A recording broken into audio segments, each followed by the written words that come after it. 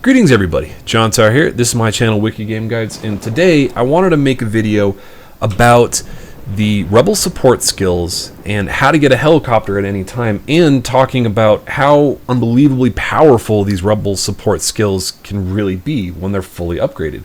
Because when you get a level 3 rebel support vehicle drop-off, you can get a helicopter at any time, which completely changes your mobility throughout the game and how you navigate Bolivia.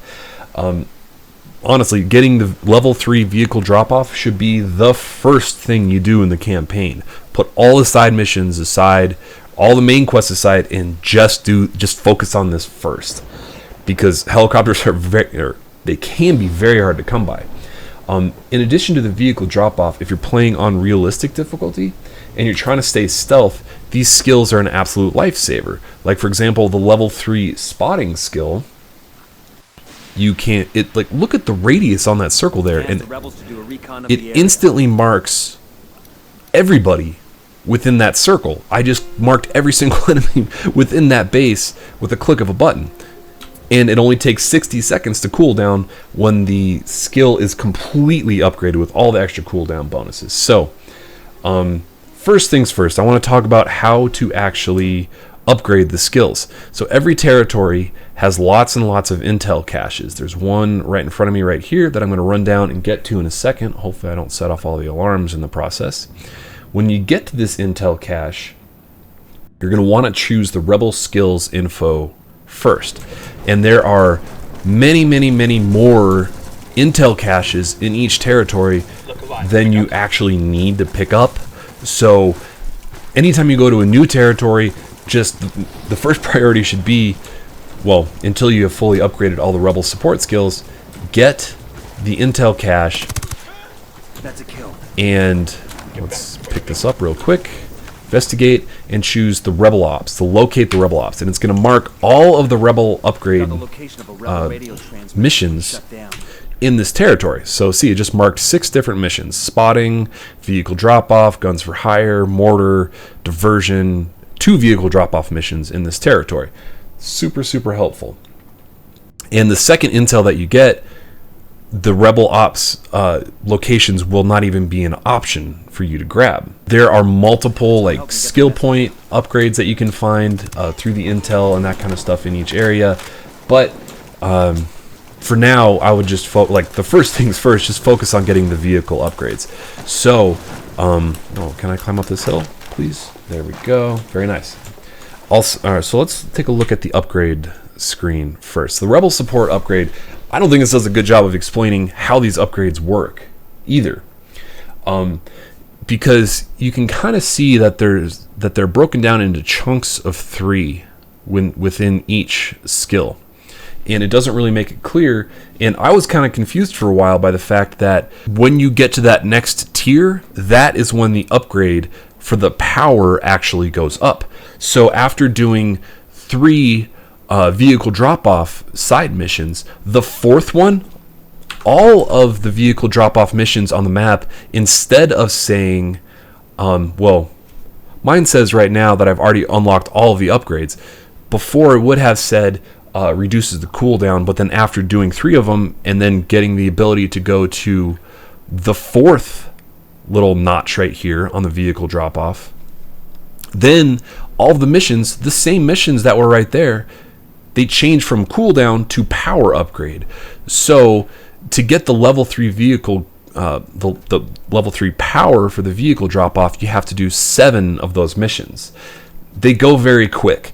In addition, there are many more upgrade missions scattered around the map than you actually need to fully upgrade all 5 skills. So before I go into more details about how to best beat all the different missions, I want to show off all the skills fully upgraded for you guys. The cooldown is only 60 seconds when you have it completely upgraded. You saw earlier how big of a radius you get for the level 3 spotting, which is just unbelievably helpful on the hardest difficulty. Also wanted to point out that this is incredibly helpful as well. If you go into the drone and get some elevation, you can call in the spotting from there, because when you're on the same field or at the same elevation as the area that you're trying to scan, it can be very difficult to aim the spotting thing. But from the drone, it's very easy to aim exactly where you want to scan or use the spotting skill. Guns for hire. Whoops, am I getting spotted right now? Oh, that stupid car saw me. Leave me alone. All right, so the level 3 guns for hire requests a fire team backup, and let's call that in. And that instantly calls in 5 rebel support guys to distract the enemy base down there. So every level upgrade that you get for the mortar just increases the radius for the actual mortar strike, and as you can see, compared to level 1, it is quite large. It's going to call in, I think, 5 or 6 different mortar strikes. 1, 2, 3, 4, 5, 6, 7, 8. Wow, that's a lot more than I realized.